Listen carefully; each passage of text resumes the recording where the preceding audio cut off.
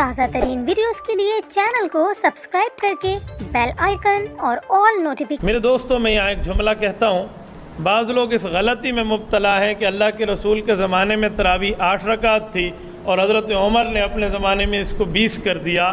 ایسی کوئی بات نہیں ہے۔ اللہ کے رسول کے زمانے میں بھی 20 تھی، حضرت عمر نے بھی 20 ہی جاری رکھی، تو پھر حضرت عمر کا نام لیا کیوں جاتا ہے؟ اس کی ایک وجہ ہے۔ وجہ کیا ہے؟ حضور پاک علیہ السلام نے 3 دن تراویح کی جماعت کرائی، 3 راتیں۔ چوتھے دن حضور پاک علیہ السلام جماعت کرانے نہیں آئے تو صحابہ کرام بہت پریشان ہوئے کہ آج اللہ کے رسول نہیں آئے، وہ اپنے نوافل پڑھتے رہے۔ اللہ کے رسول صبح آئے نماز کے وقت تو فرمایا مجھے پتہ تھا تم آئے ہوئے ہو، لیکن یہ ابو داؤد شریف کی روایت ہے، لیکن میں نہیں آیا اس وجہ سے کہ مجھے اس بات کا خوف تھا کہ اگر میں نے اب بھی چوتھے دن جماعت کرا دی نا تو آسمان سے وحی اتر آئے گی اور تمہارے اوپر فرض ہو جائے گا۔ خشیت ان یکتب علیکم، صحیح بخاری میں ہے، مجھے اس بات کا خدشہ تھا کہ کہیں وحی آ جائے اور تمہارے اوپر فرض ہو جائے تو تم مشکل میں پڑ جاؤ گے، لہٰذا آپ گھروں میں پڑھو۔ حضور پاک علیہ السلام نے گھروں میں اجازت دی۔ حضرت ابوبکر صدیق رضی اللہ تعالیٰ کا دور تک یوں ہی چلتا رہا۔ حضرت عمر کا دور آیا تو حضرت عمر رضی اللہ تعالیٰ نے 2-3 کام اس میں شامل فرمائے۔ نمبر 1 فرمایا آپ پورا مہینہ مسجد پڑھیں گے۔ نمبر 2 پورا قرآن پاک پڑھیں گے۔ نمبر 3 باجماعت پڑھیں گے۔ نمبر 4 پورا مہینہ پڑھیں گے۔ صحابہ کرام نے کہا امیر المؤمنین یہ کیسی بات ہے؟ حضور علیہ السلام نے تو گھر میں پڑھنے کی اجازت دی اور آپ پورا مہینہ مسجد کی جماعت کے پابند بنا رہے ہیں، وجہ؟ حضرت عمر نے فرمایا جب حضور پاک نے گھر میں پڑھنے کی اجازت دی تھی میں بھی تمہارے ساتھ شامل تھا یا نہیں تھا؟ کہا جی آپ بھی شامل تھے۔ تو کہا اللہ کے رسول نے کیا فرمایا تھا گھر جاتے وقت؟ کہا حضور پاک نے فرمایا تھا کہیں تمہارے اوپر فرض نہ ہو جائے، لہٰذا بہتر ہے کہ گھر میں جا کر پڑھو، وہی اترے گی تمہارے اوپر فرض ہو جائے گی۔ تو کہا ٹھیک ہے۔ اب حضور پاک چلے گئے دنیا سے، پردہ فرما گئے، جی پردہ فرما گئے، وہی ختم ہو گئی، جی وہی ختم ہو گئی۔ کہا اب وہی اتر سکتی ہے؟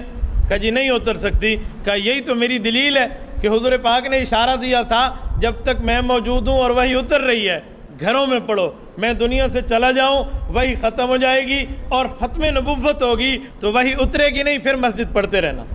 کہ یہ حضور پاک کا اشارہ تھا۔ صحابہ نے کہا واہ کمال امیر المؤمنین، جہاں آپ کا دماغ پہنچا ہماری سوچ وہاں نہ پہنچ سکی۔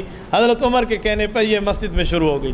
فرق یہ ہے پہلے گھر میں تھا اور اب ادھر ہے، یہ ہے، یہ نہیں ہے کہ حضرت عمر نے 8 کو 20 کر دیا۔ بابا حضرت عمر شریعت ساز نہیں ہے، شریعت پہ عامل ہے، شریعت بنانے والا نہیں ہے، شریعت پہ عمل کرنے والا ہے۔ وہ رکعتوں کو بڑھائے اور گھٹائے کیوں؟ ہمارے ہاں 2 غلط فہمیاں بہت زیادہ چلتی ہیں۔ نمبر 1 یہ کہ حضرت عمر نے 8 کو 20 کیا، یہ بھی جھوٹ ہے۔ نمبر 2 اذان میں الصلاۃ خیر من النوم کا لفظ حضرت عمر نے بڑھا دیا تھا، لہذا صبح نماز میں لوگ یہی کہتے ہیں، یہ بالکل غلط ہے۔ سنن ابی داؤد میں امام ابو داؤد سلیمان بن الاشعث السجستانی رحمۃ اللہ علیہ روایت لائے ہیں، یہ رسول اللہ صلی اللہ علیہ وسلم سے لفظ ثابت ہے، اور اللہ کے رسول نے فرمایا بلال سے اذان میں کہا کرو، یہ بہت اچھا لفظ ہے۔ تو ہمارے ہاں یہ الٹی گنگا بہہ رہی ہے، اس غلط فہمی کو صحیح کرنے کی ضرورت ہے۔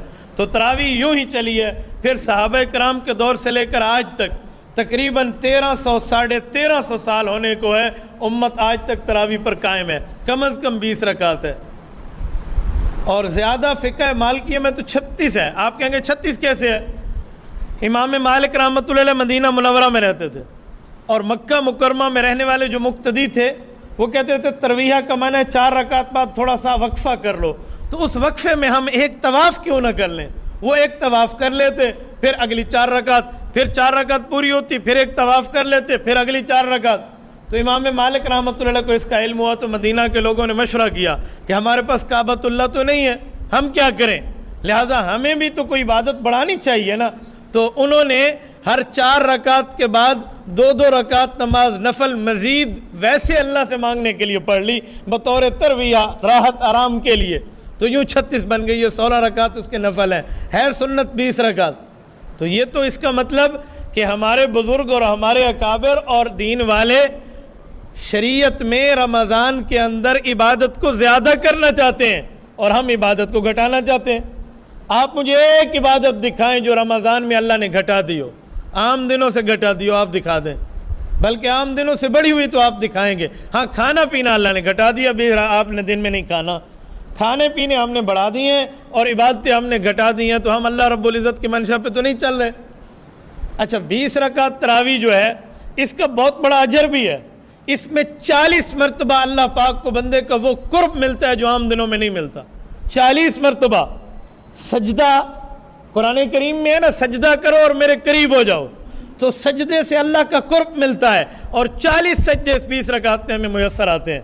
حضرت ڈاکٹر عبدالحی عارفی اللہ اس کی قبر پہ کروڑوں اربوں رحمت نازل فرمائے, بندہ ایک سجدہ کرتا ہے, جھکتا سجدے میں اس کی روح کو رب بلندی دیتا ہے, کہا یہ 40 مرتبہ پیکج تمہیں اس تراویح میں مل جاتا ہے.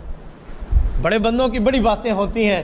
تو میرے دوستو, یہ ہمیں بالکل مس نہیں کرنا چاہیے, اور ہم باقاعدہ پڑھیں یتقون علی اسیہم. امام مالک فرماتے ہیں صحابہ کرام میں کچھ بوڑھے حضرات آتے اور اگر کھڑے ہو جاتے تو کھڑے ہو کر نماز پڑھتے, ورنہ اپنی لاٹھی پر ٹیک لگا کر تراویح میں ٹھہر جاتے. ہاں جب بالکل بیماری ہو بندہ نہ ٹھہر سکے تو پھر بیٹھ کے پڑھنے کی بھی اجازت ہے, لیکن ہمیں اس پر